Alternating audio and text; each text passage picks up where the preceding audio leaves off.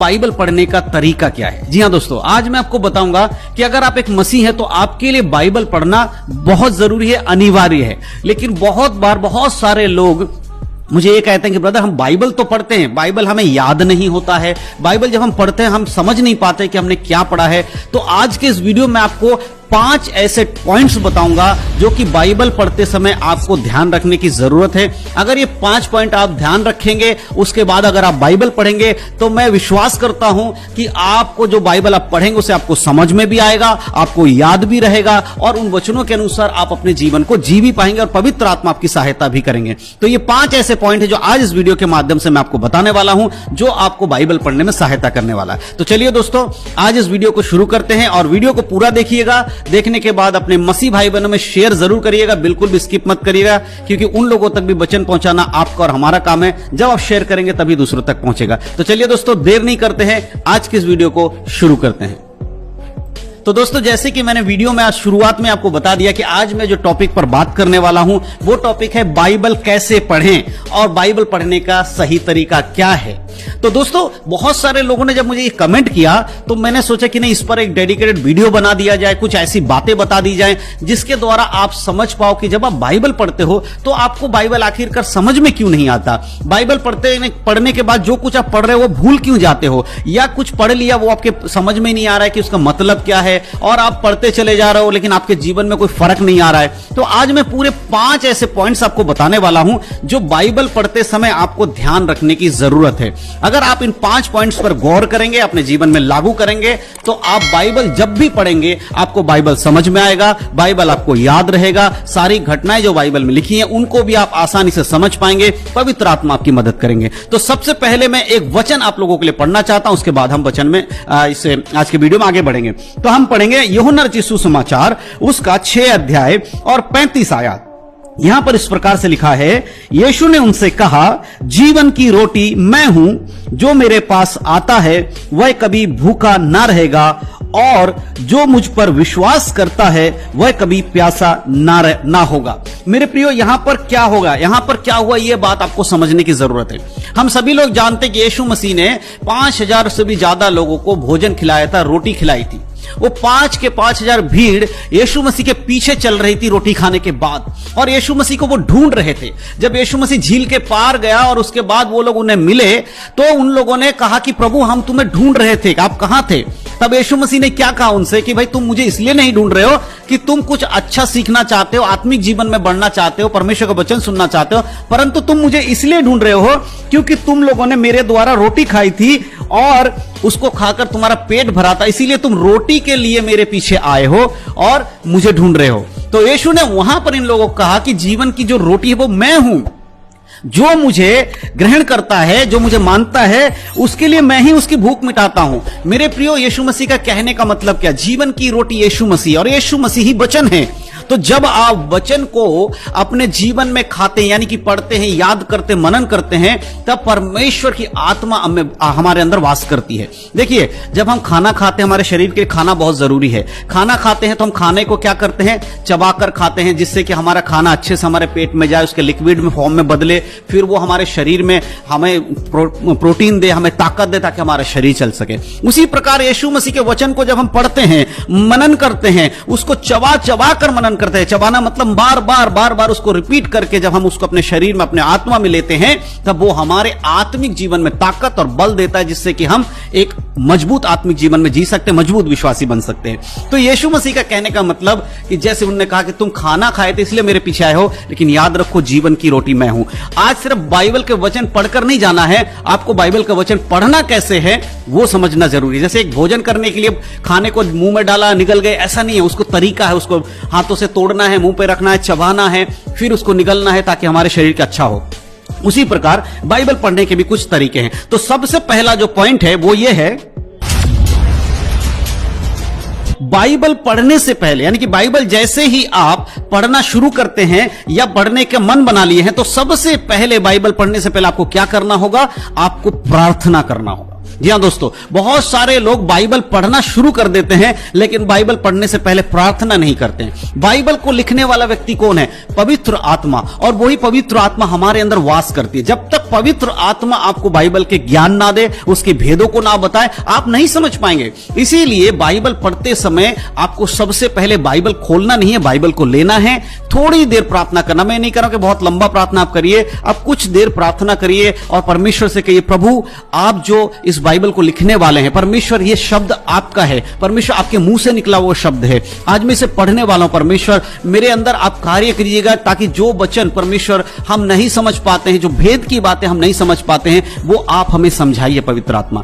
इस तरह से जब आप प्रार्थना करके बाइबल को पढ़ना शुरू करेंगे, आपको परमेश्वर की आत्मा अंदर से बाइबल की बातों को समझाना शुरू करेगा। आपको पता चलेगा कि हां, बाइबल में क्यों लिखा गया है, किस लिए लिखा गया, कब लिखा गया, ये सारे भेद की बातें परमेश्वर आपको समझाएंगे। तो यह तरीका आपको हमेशा करना है, बाइबल पढ़ने से पहले प्रार्थना करके बाइबल को पढ़ना शुरू करना है। दूसरा जो पॉइंट है, दूसरा जो तरीका है जो आपको ध्यान रखने की जरूरत है, वो ये है, बाइबल को बीच बीच में से नहीं पढ़ना है। जी हां दोस्तों, बहुत सारे लोग बाइबल को कैसे पढ़ते हैं, बाइबल को लिया और उसके बाद वो कोई भी एक किताब खोल लेते हैं, चाहे वो भजन संहिता हो, यहोशू हो, व्यवस्था विवरण हो, मती हो, यूहन्ना हो, प्रकाशित वाक्य हो, ऐसे कोई एक पेज खोल लेते हैं या अध्याय खोल लेते हैं और वहीं से पढ़ना शुरू कर देते हैं। देखिए, ऐसा नहीं है। बाइबल को आपको बीच बीच में से ना पढ़ें, बाइबल को एक तरीके से कंटेस्ट में पढ़ना है, सीरियल से पढ़ना है, ताकि आपको आगे वाली घटनाओं को भी जब आप पता चलेगा, तभी तो आप बाद की जो घटना है उनको आपको पता लग पाएगा। जब बाइबल आप बीच बीच में से पढ़ते हैं तो उसका नुकसान जानते क्या होता है? वचन को आप गलत तरीके से प्रेजेंट करते हैं। बहुत बार आपने देखा होगा, लोग अपने लिए प्रार्थना करते हैं और जब अपने लिए प्रार्थना करते हैं तो वचन को कोड करते हैं, वचन को बोलते हैं। बहुत सारे लोग अपने लिए घर, बाड़ी, बंगला ये सब मांगते हैं, तो कहते हैं, परमेश्वर पिता, मैं जानता हूं कि वचन में लिखा है कि जो प्रभु पर विश्वास करता है उसके लिए सब कुछ मिलाकर भलाई उत्पन्न करेगा, लेकिन उससे पहले के वचन में क्या लिखा उन्हें नहीं पता। फिर लिखते हैं कि परमेश्वर के लिए कुछ भी असंभव नहीं है, और उसके बाद ये सब बोलकर प्रार्थना करते हैं। लेकिन आपको पता उस सही मायने में उस वचन का अर्थ क्या है कि परमेश्वर के लिए कुछ भी असंभव नहीं है। अब अगर आप देखेंगे तो यीशु मसीह के समय में क्या हुआ था? एक धनी व्यक्ति यीशु मसीह के पास आते हैं और स्वर्गराज के बारे में पूछते। जब यीशु मसीह कहता है कि स्वर्ग में प्रवेश करना है तो तुझे संसारिक बातों से हटकर मेरे पीछे होना पड़ेगा, तब वो दुखी होकर चला जाता है। इस पर यीशु मसीह का जो चेला है वो यीशु मसीह से पूछते हैं कि प्रभु ऐसे क्या हो, कैसे होगा? तो यीशु मसीह कहते हैं कि देखो, एक ऊंट का सुई के नाके से निकल जाना सहज है, परंतु एक धनवान व्यक्ति का परमेश्वर के राज्य में प्रवेश करना कठिन है। तब पतरस और उनके चेले कहते हैं, फिर कौन स्वर्गराज में जा सकता है? तब यीशु कहते हैं, जो मनुष्य के लिए असंभव है वो परमेश्वर के लिए संभव है। तो इसका मतलब ये वचन उस समय क्यों कहा गया था? उद्धार के विषय में कहा गया था। परमेश्वर उद्धार देने वाला है, जो लगता है कि असंभव है लेकिन परमेश्वर से संभव कर सकता है। लेकिन वचन बीच बीच में से पढ़ने के कारण लोगों को वो वचन कहां इस्तेमाल कर रहे हैं? प्रार्थना में, कि भाई हमें गाड़ी मिल जाए, बंगला मिल जाए, और आपने कहा था कि सब कुछ जो परमेश्वर के हाथ में दो वो सब पूरा करेगा, परमेश्वर के लिए कुछ भी असंभव नहीं है। तो ये प्रॉब्लम होता है जब बाइबल को आप बीच बीच में से पढ़ते हैं। तो इसीलिए जब भी आप बाइबल पढ़ें, आप बाइबल को सीरियल से एक लाइन से पढ़ते जाइए। जहां पर आपका एक दिन हम पढ़ते हैं, आपका पेज खत्म हो जाता है, वहां पर बाइबल के अंदर आप निशान लगाइए। आप देखेंगे एक रिबन होता है, उस रिबन को रखिए और अगले दिन फिर उसके आगे का पढ़िए। इस तरह से आप बाइबल को पढ़ेंगे तो आपको बहुत अच्छे से समझ में आएगा। ये तो था दूसरे बात। तीसरा पॉइंट हम अगर देखते हैं वो ये है,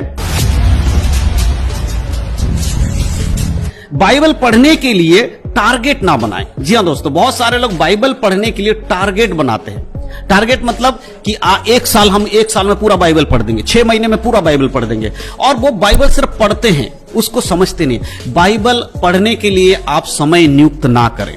बहुत सारे लोग ऐसा करते हैं कि वो बाइबल को वो दूसरों को देख लेते हैं कि भाई किसी ने कह दिया मैंने बाइबल को 10 बार पढ़ा है, शुरू से लेकर उत्पत्ति से प्रकाशित वाक्य तक मैं 10 बार पढ़ चुका हूं बाइबल को, तो उन्हें लगता है कि नहीं भाई ये तो बहुत अच्छा आदमी है, हमें भी बाइबल को पूरा पढ़ना चाहिए। बिल्कुल पूरा पढ़ना चाहिए, अच्छी बात है, लेकिन उसको आप टारगेट बना लेते हैं और रोज आप सिर्फ एक अध्याय इसलिए पढ़ रहे हैं, एक अध्याय हो सकता है, 2 अध्याय हो सकता है, 4 अध्याय हो सकता है, आप इसलिए पढ़ रहे हैं क्योंकि आपको उत्पत्ति से प्रकाशित वाक्य तक पढ़कर खत्म करना है, और उसे टारगेट बेस पर आप पढ़ रहे हैं, सिर्फ किताब की तरह आप पढ़ रहे हैं। जब आप किसी चीज को टारगेट बना लेते हैं बाइबल के लिए, खासकर बाइबल के लिए, बाकी चीजों के लिए नहीं कह रहा हूं, जब आप बाइबल पढ़ते हैं और उसे टारगेट बनाते हैं, एक लिमिट बना लेते हैं कि मुझे करना ही करना है, तब आप बाइबल को सिर्फ पढ़ते हैं, उसे समझते नहीं है। इसीलिए बहुत सारे लोग जब बाइबल पढ़ के चले जाते हैं उनको कुछ समझ में नहीं आता। इसलिए बाइबल पढ़ते समय आप बहुत आराम से पढ़िए, कोई जरूरत नहीं है भाग भाग कर पढ़ने की। जो शब्द आपको समझ में नहीं आता है, प्रार्थना करिए, धीरे धीरे पढ़िए, बार बार उस शब्द को पढ़िए, बार बार उस वचन को पढ़िए और प्रार्थना करिए जब तक आपको समझ में ना आए। पढ़ते रहिए, कोई दिक्कत नहीं है,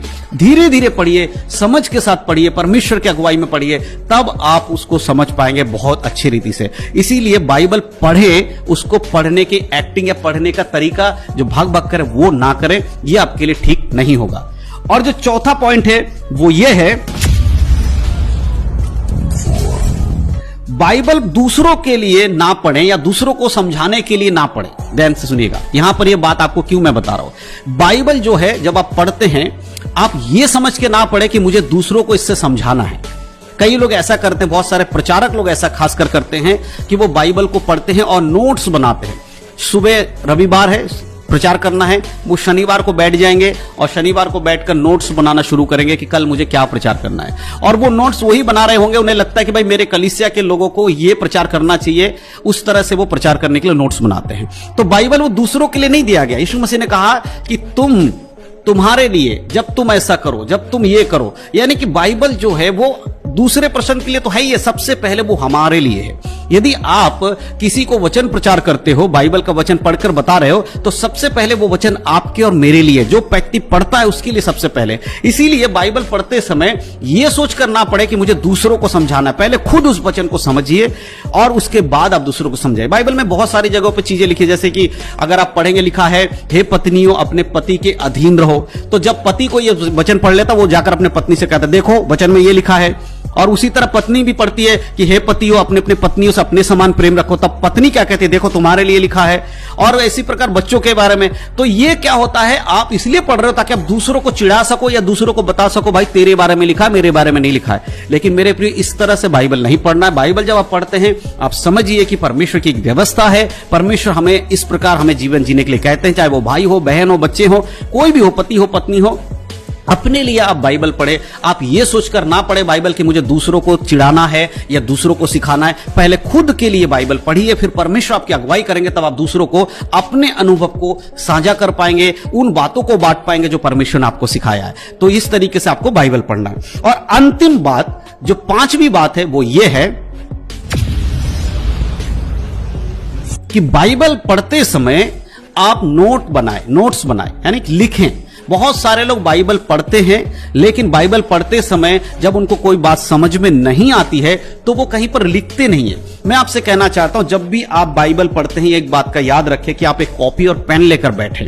चाहे आप बाइबल पढ़ रहे हो, किसी का प्रचार सुन रहे हो, चर्च में हो, बाइबल अध्ययन कर रहे हो, कुछ भी हो, आप एक कॉपी पेन लेके बैठें। और जब आप बाइबल पढ़ रहे हैं, तो अगर आपको पढ़ते पढ़ते लगता है कि नहीं ये वचन मुझे समझ में नहीं आया, आप अपने नोटबुक में उसको लिख लीजिए।